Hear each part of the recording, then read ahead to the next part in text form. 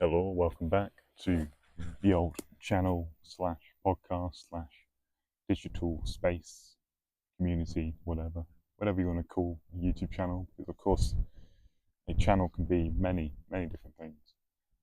Today I wanted to talk about diet and exercise, particularly in the context of nourishing the mind and training the mind. Often these things are talked about with respect to the cultivating and nourishing the physical body, which is of course an undeniable effect of diet and exercise. But often it's less sort of emphasized how these things can as well sort of nourish certain aspects of the mind, can cultivate one's ability to delay gratification, to have more mental energy, mental clarity, conscientiousness as well, and all these sort of things, they're all connected together. You know, um, you know, Obviously by sort of nourishing, your body, your cells, your organs with, rigorous exercise and good nutritionally dense foods. Your brain is a part of your body. Obviously, it's not something that you can separate from it.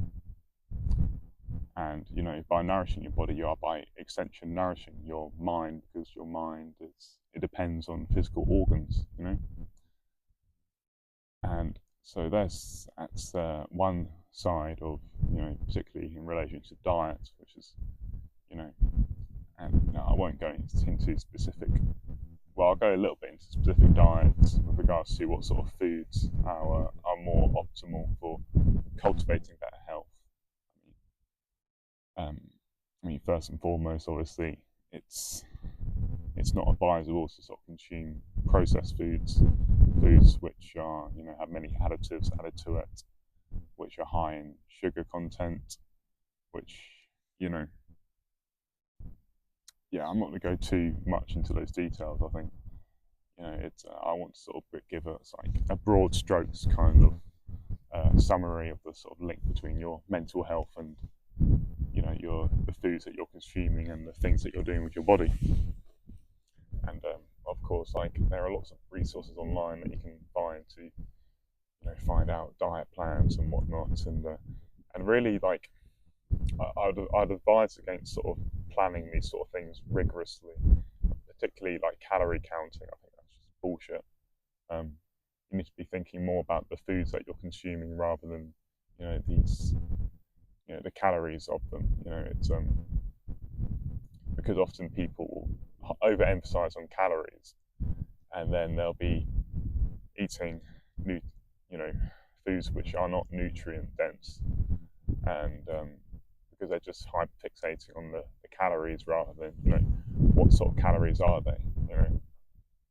And but yeah, I want to part of that discussion.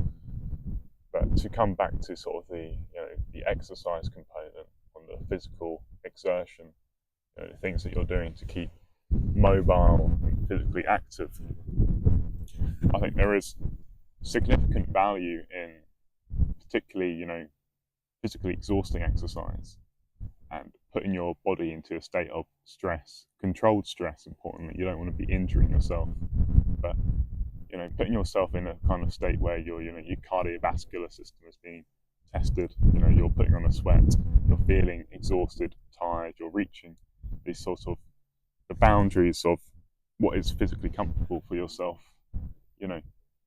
That whole process, it of course sort of provides the stimulus for your body to improve its capabilities when you do later on rest, when you sleep and whatnot. That ties into the central importance of having rest periods, of having good sleep to balance out the activity that you're doing in your sort of waking moments and stuff. That's the whole physical side to how you can actually build strength, better mobility, better capabilities through cultivating these sorts of habits. It's also the psychological side, which is it lies in how often when you are engaging in physically intense and rigorous exercise, you'll have that sort of that voice, that thought in your head that is wanting you to stop as soon as it gets uncomfortable. And there is a sort of a power in being able to condition your mind to almost ignore these, or ignore or sort of exert control over these sorts of limiting thoughts, you know, and and particularly when you cultivate sort of a routine, a habit of being able to overcome these sort of limiting thoughts that will arrive when you're doing something very physically strenuous. As you do that more and more and more, it becomes a normal for you. It becomes normal to be in a sort of a physically stressed state, and that only comes with time. That only comes with routinely putting yourself in this thing, and you are able to sort of achieve a sense of almost mental clarity, mental focus, despite breathing heavily, despite sweating, feeling sore and whatnot. But that only comes with slowly becoming more and more comfortable with the uncomfortable.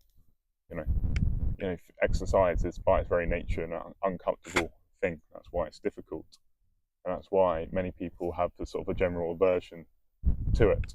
But it's one of the most important things you can do to nourish your body, to take care of it, and by extension, take care of your own mind. We often get cranky when we're tired. We often get cranky when we're not, eating well, and when we're sort of inactive. When you're able to, cultivate that habit of putting yourself in stressful situations, physically stressful situations, you thereby cultivate your ability to be comfortable in uncomfortable places, which is it's a meta skill that has many different diverse applications in your life. And that's why exercise is not just good for looking better, but it's integral to feeling better, to thinking better, and by extension being better. And that's why it is such an important thing. I don't say this to shame people for having sedentary lifestyles, for not doing these sort of healthy activities. It's more a point of encouragement to you can start slow. You shouldn't be throwing yourself into these sort of things rigorously, particularly when you're trying to start a better exercise regimen. It's very important not to injure yourself. You can start as simple as going for more walks, focusing on your sleep better, and ensuring that you're not sitting down as much throughout your days and whatnot. But an important thing is to listen to your body during this whole thing, and that's a lesson that I have to heed for myself, because I almost have a paradoxical problem of like overtraining, of putting my body to, because I like the whole sensation, the activity of training hard, that can lead me sometimes to neglect rest, to neglect my recovery, and that's something that it's a lesson I'm heeding at the moment. That's why I'm taking a sort of a rest period to allow, because I have a slight muscle pull in my back, and you've got to give yourself time to recover. And in those sort of modes of recovery, there are different ways of being active, which are less intense for your body. Yoga, mobility, flexibility training, even just simple walking. They're all viable methods just to cultivate, and take care of your body. Which we have one body for this lifespan that we have, and I think we owe it to ourselves to nourish it and take care of it, because no one else is going to do it. And I think that there is in myself, I'm someone who this ties into my whole mindfulness of sort of paying attention to my experience. I know how I feel after consuming food which isn't nutritionally rich. I know that it makes me feel just lousy, lethargic, a bit irritable, a bit unmotivated. Whereas on the converse, when I'm eating foods that nourish my body, that nourish my cell, that make me feel good, And feeling good isn't like a short-term dopamine instant gratification thing of like a Big Mac or some chocolate or whatever. Feeling good is it's consuming food that is actually providing nutrients to your cells, and it's important to think that you're not gonna sort of immediately heal all your ailments by eating some vegetables or some good quality meat for one time. These sort of things, again, like I've talked about with habits, they're sort of things you have to keep at, that you need to make as your baseline, you know, standard of nutrition. It doesn't say that you shouldn't reward yourself, or you know you shouldn't be rigid and obsessive about these sort of things. Just because there are people who are sort of health addicts who are very obsessive about nurturing their body. You know, these sort of things. It's just taking a different attitude towards food and a different attitude towards exercise. You know?